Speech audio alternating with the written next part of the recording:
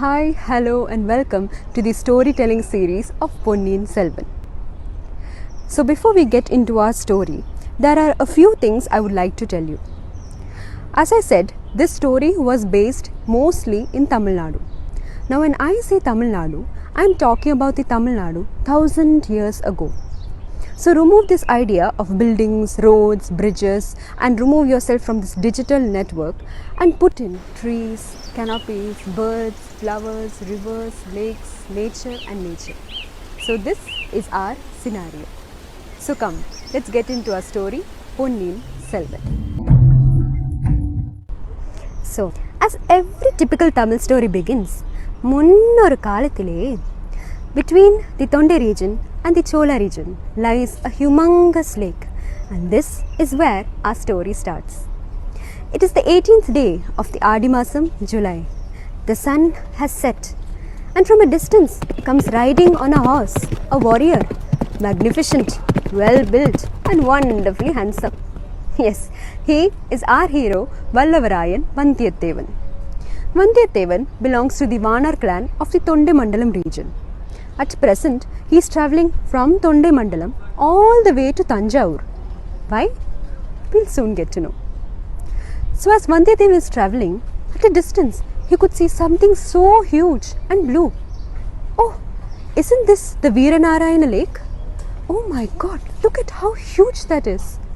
Yes, this is the Veeranarayana lake. Now there is an interesting history attached to this lake which I would love to share with you.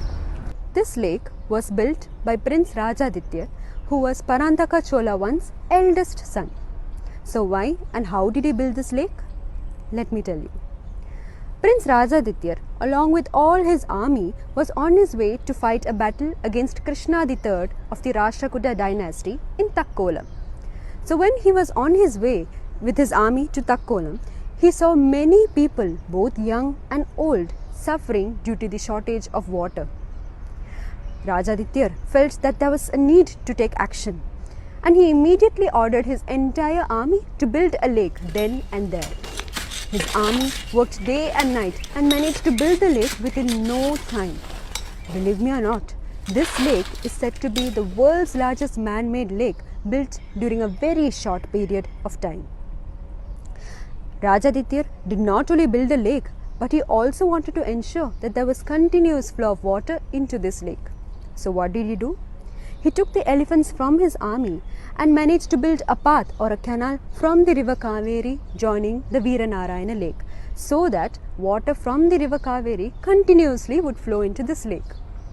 So coming back to our story, Vandiyadevan started walking along the banks of the lake, when at one corner he saw a colony of people. On one end there were men engaged in farming and agriculture, on the other end there were young boys and girls, boys passing comments to the girls, girls feeling shy. On one end there were women dressed in beautiful saris, wearing fragrant jasmine flowers and singing songs.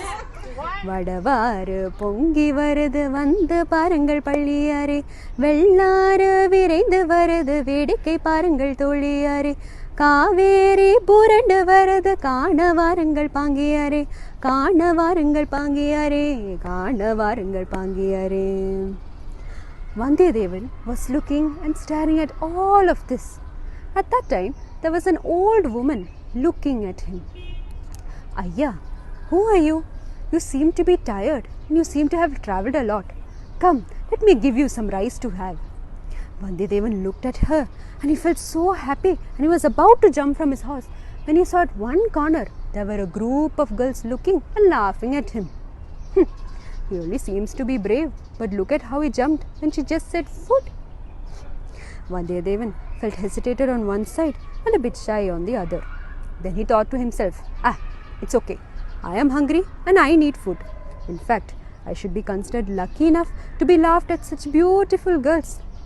Thinking so, Vandiyadevan jumps off his horse. So as Vandiyadevan jumped off the horse, all the people started screaming and shouting and running towards the bank of the lake. Vandiyadevan was so confused, what is happening here? And so he decided to go and see for himself. So as Vandiyadevan was standing there, he looked towards the direction of the lake to see there were huge boats with huge white sails advancing to shore. Out of these boats, there was one boat which was coming faster than the others and reached the shore much earlier. Out of this boat jumped many men holding big spears and shouting, "Clear the way, move away, move, move." And all the people got scared and started taking all their utensils and belongings and rushed away within no time. Vandiyadevan was so confused. Who are these people? Why are they chasing these people out? And why are these people running? So Vandiyadevan decided to ask someone. There was an old man standing near Vandiyadevan. Vandiyadevan asked him, "Ayya, who are these people? Why are they chasing these people out? And why are they running?" The old man, "My dear son, what symbol do you see there on the flag of the boat?" Vandiyadevan screws his eyes and says, "That seems to be a symbol of a palm tree." The whole world knows that the symbol of a palm tree belongs to Palluvetrayar. Don't you know that? What? Palluvetrayara? Oh my God, I wanted to see him my entire life. Finally, I'm getting to meet him. Who is this Palluvetrayar? Palluvetrayar is said to be the treasurer or chancellor of the Chola kingdom, basically an assistant to Sundara Chola. He is not a mere warrior. He is said to have fought 24 wars and said to have 64 wounds all over his body. And that is why he is an inspiration not only to our hero Vandiyadevan, but to all the young warriors of those times. So as our hero was so excited on meeting his inspiration, his thoughts suddenly go back to Tonde Mandalam from where he came from. A flashback. In Tonde Mandalam resides Aditya Karikalan. Aditya Karikalan calls for Vandiyadevan and he says, "Vandiyadeva, I know you are a very brave and intelligent man, and that is why I have chosen you for this job."